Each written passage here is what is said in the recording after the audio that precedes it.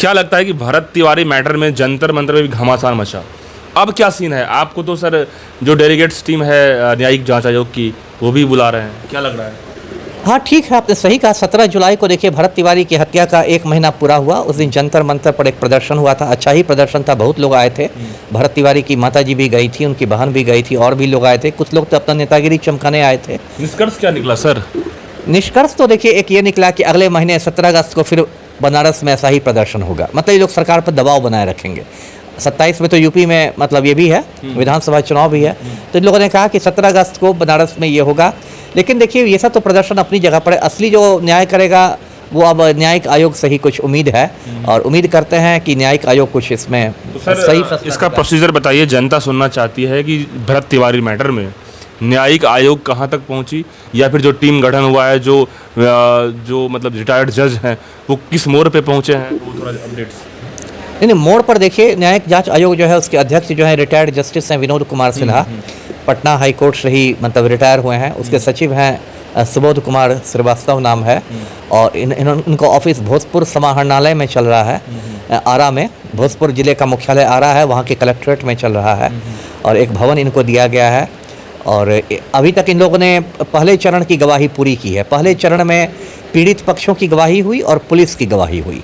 पीड़ित पक्ष का मतलब कि ये भरत तिवारी के माँ बाप, भाई भाभी, ग्रामीण लोग, चश्मदीद गवाह, ये सब जो पीड़ित पक्ष के लोग हैं, ग्रामीण और परिजनों की गवाही हुई। और फिर पुलिस वालों की गवाही हुई जिन पर हत्या का आरोप है, जैसे शाहपुर के जो प्रभारी थे उस समय राजेश मालाकार, या एसडीपीओ जगदीशपुर जो थे राजेश शर्मा, इन लोग की गवाही हुई। ये लोग आए होंगे, आए थे जी। 18 जुलाई को ये प्रथम चरण की गवाही पूरी हो गई। अब दूसरे चरण की गवाही होगी, जिसमें मेरे जैसे जो गवाह हैं उनको बुलाया जाएगा। तो दूसरा चरण कंप्लीट हो जाएगा तो हाँ, 1-2 रोज़ में। और ऐसे तो इसको 6 महीने दिया गया है इस आयोग को समय, लेकिन जो जस्टिस हैं विनोद सिन्हा, उन्होंने कहा कि मैं फाइनल रिपोर्ट भले बाद में दूं, अभी मैं एक अंतरिम रिपोर्ट दूंगा, जल्दी ही दूंगा। तो सर अंतरिम रिपोर्ट मिलते ही इस पर में क्लियर हो जाएगा? अब देखिए इसमें बहुत किंतु परंतु है। अंतरिम रिपोर्ट में वो क्या लिखते हैं, सरकार उसको, क्योंकि बाध्यकारी नहीं होता। मैं दर्शकों को कानूनी पहलू बता दूं कि जो भी न्यायिक जांच आयोग की रिपोर्ट होगी वो सरकार पर बाध्यकारी नहीं है। सरकार जरूरी नहीं कि उसको स्वीकार कर ही ले, तो उसमें बहुत राजनीति होगी, बहुत हंगामा होगा। सब कुछ देखिए इस पर निर्भर करता है कि सरकार पर कितना दबाव बनता है ना। सरकार जो होती है लात का भूत होती है, सरकार बात से नहीं मानती है। शुरू में देखिए सब मुझ पर ताव दे रहे थे, लेकिन सरकार पर दबाव बना तो न्यायिक जांच आयोग के गठन की घोषणा हुई। सरकार पर दबाव बना। सर मीडिया का इसमें मेन रोल होगा? मीडिया का रोल है, विपक्षी दलों का रोल है, पब्लिक का रोल है, सिविल सोसाइटी का रोल है, सबका रोल है। यदि सर हम लोग इस चर्चा नहीं करेंगे तो इसका रोल का कोई वजूद नहीं रहा। बिल्कुल, मीडिया का बहुत बड़ा रोल है। मीडिया ही से तो आम लोगों तक बात पहुंचती है। जो हम जैसे यूट्यूबर लोग इस पे फोकस, आज के ज़माने में तो सोशल मीडिया बहुत शक्तिशाली हो गया है, यूट्यूबर्स की तो बहुत बड़ी भूमिका है। तो सर हम लोग का भी क्यूरियोसिटी इस मैटर को लेकर ये है कि आखिर अंतरिम रिपोर्ट जब दी जाएगी, फाइनल रिपोर्ट दी जाएगी, सबको ललक बना है, जैसे कि जिस तरीके से पूरे देश का ऑडियंस जानना चाहता है कि भाई कब रिपोर्ट आ जाए और भरत तिवारी के लिए इंसाफ की बात। नहीं, सही है, ये तो नेचुरल है ही कि न्यायिक आयोग पर लोगों की आश टिकी हुई है। सब लोग उम्मीद कर रहे हैं कि भाई कोई रिपोर्ट आए, और रिपोर्ट में मतलब लिपापोती नहीं हो। ऐसा ना हो कि न्यायिक आयोग से भी निराशा हाथ लगे, तो उसमें लिपापोती नहीं हो, उसमें मतलब दूध का दूध, पानी का पानी हो। क्या लग रहा है आपको, क्या लग रहा है कि जो प्रोटेस्ट की बातें हैं, जो मीडिया की बातें हैं, जो पूरे देश में बातें हैं, वो लगातार ये प्रोटेस्ट होना, मुद्दा गरमाना होना चाहिए, क्योंकि उससे क्या होता है कि ये बात लगातार मीडिया में बनी रहेगी। न्यायिक आयोग को भी लगा रहेगा कि हाँ लोग इंतजार कर रहे हैं आपका, सरकार भी बैकफुट पर रहेगी। सवाल तो सर ये भी है कि क्या ये मालाकार या इसमें जो सीडीपीओ जो प्रमोशन लिए हैं, या 3 लोग का नाम जो विशेष रूप से आ रहा है खूंखार तरीके से, क्या ये तीनों के सांसें फूल रहे होंगे अभी? अब ये तो उनकी सांसों को जाके हमने नहीं नापा है कि कितना फूल रहे होंगे। थोड़ा बहुत तो तनाव में होंगे ही भाई, हत्याकांड में किसी का नाम आ जाएगा। और हत्याकांड कोई मामूली कांड नहीं होता है, कोई लपड़ थप्पड़ का कांड नहीं होता है। हत्याकांड तो सीरियस चीज हो गई ना। तो सर नौकरी बर्खास्त होगा ना, मैटर क्लियर हो जाएगा? अगर हत्याकांड में साबित हो गया तो एकदम बर्खास्त होगा। नौकरी भी बर्खास्त होगा और जेल भी, उम्र कैद जाएंगे। मिनिमम उम्र कैद। हत्याकांड में 2 ही सजा मिल सकती है, तो फांसी या उम्र कैद।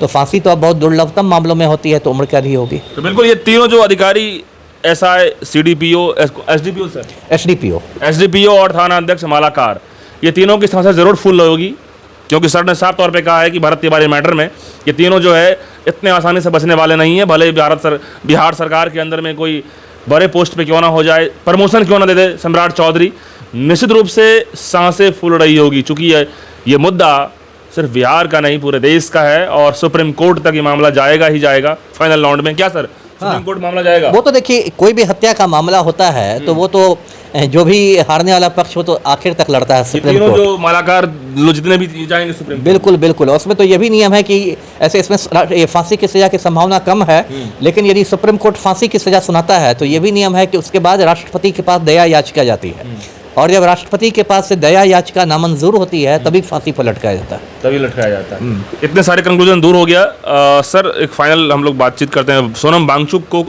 जैसा कि किडनैप कर लिया गया और न जाने आज जो है बवाल मचा है, लाठी पे लाठी चल रहा है। बिल्कुल, क्या लग रहा है कि ये मैटर अब दबेगा या फिर बढ़ेगा? दबेगा नहीं, ये तो बढ़ता जाएगा। देखिए अभी मैं देख रहा हूँ कि संसद के कुछ 100 मीटर के अंदर में प्रदर्शनकारी पहुँच गए हैं। मोदी जी एकदम पिछले दरवाजे से भागे हैं, सरपट चाल में भागे हैं। 56 इंच का सीना काफ़ी तेज़ी से सिकुड़ रहा है। तो इसको बहुत गलत तरीके से सरकार ने हैंडल किया पूरे आंदोलन को। कहीं ना कहीं मोदी जी पर सत्ता का नशा चढ़ गया, अहंकार में चूर हो गए। देखिए लोकतंत्र में तो संवाद बहुत जरूरी है ना, पक्ष और विपक्ष के बीच। जैसे आपको याद होगा जब डॉक्टर मनमोहन सिंह प्रधानमंत्री थे तो अन्ना हजारे ने भूख हड़ताल की थी रामलीला मैदान में लोकपाल के मुद्दे पर। डॉक्टर मनमोहन सिंह भी चाहते तो पुलिस को भेज देते, अन्ना हजारे को पुलिस उठा लेती, है ना, जैसे अभी सफ़ेद चादर लेके पहुंचे दिल्ली पुलिस वाले। लेकिन उस समय सरकार संवेदनशील थी, इसलिए अन्ना हजारे से वार्ता की गई, उनकी मांगे मानी गई, उनकी भूख हड़ताल तोड़वाई गई। अभी की जो सरकार है नरेंद्र मोदी की, ये तो मुझे लगता ही एकदम अहंकार में चूर लोगों की सरकार है। सफ़ेद चादर में लगा ही नहीं, लगा कि दिल्ली पुलिस उनको अपहरण करके ले जा रही हो, अगवा करके।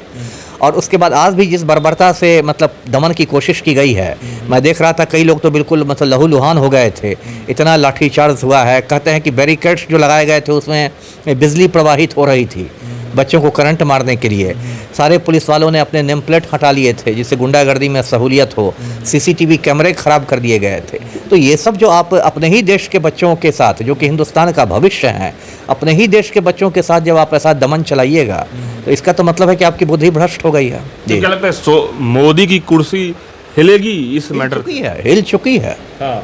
है ना। मोदी देखिए अब तो इन लोग कह रहे हैं कांग्रेस जनता पार्टी के धर्मेंद्र प्रधान का इस्तीफा नहीं चाहिए, अब हम सीधे प्रधानमंत्री का इस्तीफा चाहिए।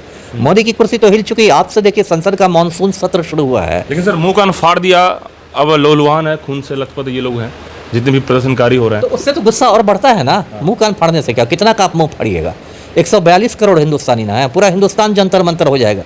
जनरल डायर ने जालियांवाला बाग में ये सोच के गोली चलवाई थी कि सैकड़ों हिंदुस्तानी मर जाएंगे तो आज़ादी की लड़ाई खत्म हो जाएगी, सब हिंदुस्तानी डर के घर में घुस जाएंगे। वो नहीं ना हुआ, आज़ादी की लड़ाई और बढ़ी, अंग्रेजों को भागना पड़ा। तो कितना का आप मुंह का फाड़िएगा, है ना। ये तो पूरे देश में आंदोलन फैल जाएगा।